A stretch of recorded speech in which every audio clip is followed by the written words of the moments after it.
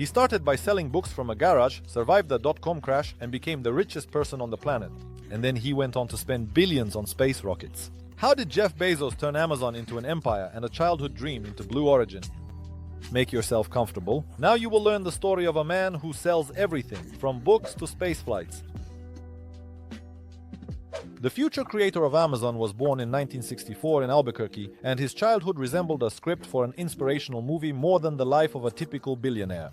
Little Jeffy, as he was called in childhood, showed remarkable talent from a young age. At 3 years old, he was already trying to take apart his crib with a screwdriver. Not because he was angry with his parents, but out of pure curiosity. He wanted to understand how it was constructed. His adoptive father, Miguel Bezos, quickly realized that ordinary toys wouldn't suffice and gave the boy a real set of tools. So by the age of 5, Jeff was already busy tightening bolts and fixing household appliances. But the true passion of young Bezos began with space. At the age of 12, he read the book Star Numbers and became obsessed with the dream of intergalactic travel. Instead of playing baseball like normal American kids, Jeff built rocket models and even organized a space club for the neighborhood children. However, when he tried to launch a homemade rocket made from recycled pipes into the sky, it promptly exploded right in the yard. At 16, Bezos gained his first business experience. He opened a summer camp for children, called it the Dream Institute, and charged each participant $160. The program included scientific experiments, reading science fiction, and of course, lectures about space. However, there were only 6 clients, all neighborhood kids. Even then, Jeff understood how to sell dreams. While still in school, he worked part-time at McDonald's, where, according to him, he learned the most important thing: to hate inefficiency. Apparently, it was then that the thought stuck in his head: someday I will create a company where everything will work faster than these damn fryers. But the most telling moment of his youth was his high school graduation. In his farewell speech, Bezos declared that he dreamed of building space hotels for millions of people. The entire hall burst into laughter. Well, who's laughing now when his Blue Origin is already testing tourist flights into space? So if you suddenly think that Bezos is just a lucky bookseller, you are deeply mistaken. This guy knew 3 things from childhood: space is cool, business is fun, and if something can be improved, it should be done. And as we know, these principles took him to the very top. However, it was still a long way to Amazon and billions. When Jeff Bezos graduated from Princeton in 1986 with a degree in computer science, he faced a choice: to become an ordinary computer geek or dive into the crazy world of Wall Street. Our hero chose the latter, but did so with his characteristic style, as if an alien decided to study the human monetary system. His first job at the telecom company Fitel resembled a scene from a bad office worker movie. Imagine a 22-year-old Bezos tinkering with wires between New York and London. Yes, the man who would later launch rockets into space started by providing communication for traders shouting, "Buy! Sell!" Colleagues recalled that he could explain the difference between network protocols so passionately that even the secretaries began to take an interest in IT. He was paid a laughable $250 a week, about the same as a bartender in the nearby pub at the time. But it was here that Jeff made a brilliant discovery: data moves faster than money, and whoever catches the data catches the money too. In 1988, he jumps to Bankers Trust, where he works on software for pension funds. Here, his obsession with efficiency becomes apparent. One day, Bezos got so engrossed in optimizing code that he sat at the computer for 36 hours straight. When the cleaning lady found him under the table in the morning, he must have mumbled something like, "Wait, I'm almost done making sure the retirees get their pensions 2 hours faster." In 1990, he was recruited by the hedge fund D.E. Shaw. Here, the 26-year-old Bezos became the youngest vice president in the company's history. His job was to find places where you could buy cheaper and sell for more. It was here that he invented his tricks. He created a system that scanned thousands of financial indicators faster than traders could drink their morning coffee. He devised a prediction algorithm for emerging markets that colleagues called Jeff's crystal ball. He developed a risk assessment method that gave traditional financiers heartburn.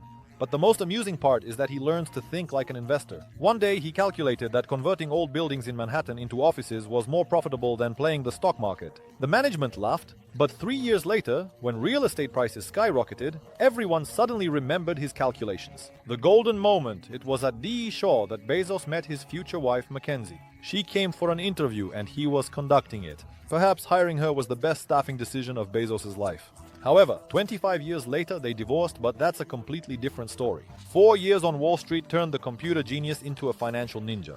He learned to see money where others only saw numbers, to make decisions based on data rather than intuition, even if that voice sometimes screamed something like, "Run from here and create Amazon," to take risks but always have a plan B as well as a plan C, and plan D.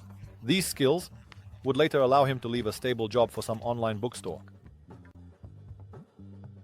Summer of 1994.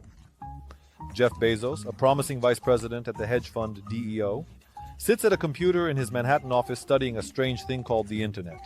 At this moment, something happens that will change the history of commerce. The chart shows that the use of the World Wide Web is growing by 2000 nights 300% per year. The internet, though, is a giant empty shopping mall where there are no stores yet. And what do people always buy? Books, millions of titles, small sizes, understandable prices, the perfect product to start with. But Bezos is not the kind of person who jumps in head first. He makes a list of 20 possible products for online sales, from compact discs to computer software. Books end up in first place for a reason. At that time, there were about 3 million publications in America, and the largest bookstore could only offer 200,000. But before quitting his prestigious job, he decides to test the idea. Together with his wife Mackenzie, they get into a used Chevrolet Blazer and drive to California. The goal is the annual Book Publishers Conference, where Bezos wants to understand how this business works from the inside. In Seattle, where they eventually move, Bezos rents a house with a garage. It is there, among boxes and computer cables, that on July 5, 1994, the company Cadabra dos Inc. is registered. But when a lawyer confuses it with cadaver, corpse in English, Jeff urgently looks for a new option. They eventually settle on Amazon, named after the largest river in the world. The idea being, we will be the biggest too. The first employees thought the name was related to the Amazons and suggested a logo with a warrior woman. The first office was a garage, of course. The first server cost $30,000. They had to sell shares. On July 16, 1995, the site opens to the public. The first sale was the book Fluid Concepts and Creative Technologies about Artificial Intelligence. Jeff himself bought it to test the system. The second order was made by a programmer from California. He didn't even suspect that he was buying books from a garage startup. And the funniest part, in the first weeks, employees themselves took the books to the post office in baby strollers. There was no money for a truck.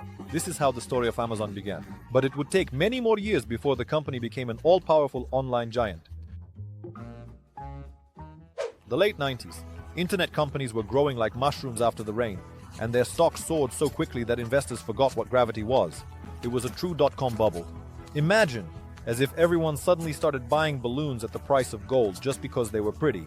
Companies with a .com prefix were receiving millions in investments, even if their business plan was written on a napkin. In this crazy carnival, Amazon was the king. By 1999, the company's market capitalization had reached $36 billion. Although profits, what profits? We are building the future.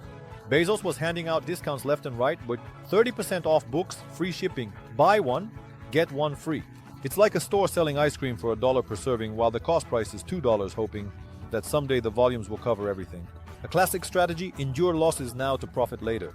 The problem was something else. Investors began to realize that later would never come for many .coms. On March 10, 2000, the bubble burst with such a bang that it could be heard even in the Seattle garage where Amazon started. The Nasdaq index, which is like a thermometer for tech companies, including Amazon, plummeted by 78% in a year. Companies were shutting down one after another, leaving behind only trendy offices with beanbags and debts. Pizzerias near the former .com offices began to go bankrupt. There was no one left to feed. Amazon didn't just fall, it crashed from $93 per share to $6. 94% of its market capitalization evaporated like morning mist over Seattle. Analysts unanimously predicted Bezos' downfall. Competitors from Barnes & Noble were particularly amused. They said, "We told you that books should be sold in proper stores." But this is where Bezos' genius emerged. While everyone was panicking, he made 4 moves that saved the company. A. Rigorous optimization. He laid off 1,300 employees, 15% of the workforce, closed unpromising warehouses in Georgia and North Dakota, and halved the marketing budget. B. Strategic retreat. Temporarily abandoned the dream of selling everything, focusing on books, CDs, and DVDs, the products where Amazon already had a reputation. V. Brilliant financial maneuver. In the midst of the crisis, he secured $2 billion in investments, convincing creditors that Amazon was the last survivor of the .com apocalypse. G. Technological reboot. Automated the warehouses by implementing a new inventory system which reduced costs by 30%. By 2003, Amazon showed a profit for the first time, a whole $35 million. A laughable amount by today's standards, but back then it was a triumph. Bezos not only survived, he emerged from the crisis stronger, like a boxer after a good knockdown. And then the most interesting thing happened. Freed from the .com fever, Jeff realized now he could implement that very plan to conquer the world. Only now, with cold calculation and iron discipline. Interesting fact, Those very Amazon shares that were worth $6 in 2001 are now valued at over $3,000. That's what it means to weather the storm and have nerves of steel like Bezos. Jeff Bezos was not going to stop at books. He had a plan more impressive than a James Bond villain's. Only instead of an atomic bomb, he used the Buy Now button. In 2003, barely recovering from the crisis, Bezos makes a bold move. He launches Amazon Web Services. 10 years later, this small venture would generate more profit than Amazon's entire retail business. Imagine opening a bookstore and then quietly becoming the owner of a power plant that fuels half the internet. But Bezos' true genius emerged in 2005 when he came up with Amazon Prime. For just $79 a year, free shipping, the advertisement shouted. Competitors laughed. They'll go bankrupt. Meanwhile, Bezos was calculating how Prime subscribers started buying 5 times more often. It's like a movie theater selling subscriptions and then discovering that viewers are also buying up all the popcorn within a kilometer radius. In 2007, the Kindle was born, an e-reader that was supposed to kill off paper editions.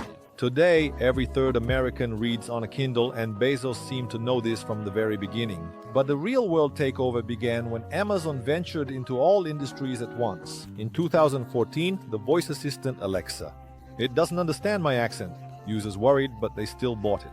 In 2017, the purchase of Whole Foods for $13.5 billion. In 2018, the cashier-less store network Amazon Go. Steal as much as you want, skeptics joked, until the system started catching thieves better than any security guard. The secret to success? Bezos always played the long game. When other companies were chasing quarterly profits, he was investing billions in Naengmyeon warehouse robots, which, unlike employees, don't suffer from hangovers, bad moods, or human error. Delivery systems capable of bringing toothpaste faster than you drink coffee. Shio, artificial intelligence that knows what you need even before you realize it. By 2020, Amazon had become the very store of everything that Bezos envisioned. But the most interesting thing is that while everyone was admiring his business genius, Bezos was already looking to space. After all, what's the point of conquering the world if you can't also conquer a couple of planets? When you have more money than you can spend in 10 lifetimes, there are 2 options: buy an island and drink cocktails for the rest of your days, or build a rocket and fly away on it. Jeff Bezos, as you might have guessed, chose the second option. In the year 2000, when Amazon had barely recovered from the dot-com crisis, Bezos secretly registered Blue Origin. The name is a nod to the blue planet Earth, from which he so dreamed of pushing off. While everyone thought he was busy delivering books and DVDs, Jeff was designing spacecraft in his spare time. The initial tests looked amusing. The New Shepard rocket would hop a few kilometers and fall back down like a ball. It's just a toy, laughed the competitors from SpaceX. But Bezos methodically improved the technologies, spending $1 billion a year from his own pocket. In 2021, Bezos finally flew into space. The 11-minute flight cost him much more than a vacation in the Maldives. The richest man in the world bought a ticket to weightlessness, proclaimed the headlines. Critics sneered. Why spend billions on space when there are so many problems on Earth? But Jeff saw further. His dream is millions of people working in space, factories in orbit, colonies on the moon. We are destroying Earth and we need a backup airfield, he said. Funny? Perhaps. But people also laughed at online stores in the 90s. So what have we learned from Bezos' story? Dreaming is beneficial. The boy who assembled rocket models became the one who builds those rockets. A crisis is an opportunity. Amazon survived the dot-com crash and became stronger. Think 10 years ahead. While others were selling books, Bezos was building an empire. Money is not a goal but a tool. When he had a lot of it, he simply changed the scale. Today, Amazon shares are worth as much as $350 Big Macs each. Blue Origin competes with NASA.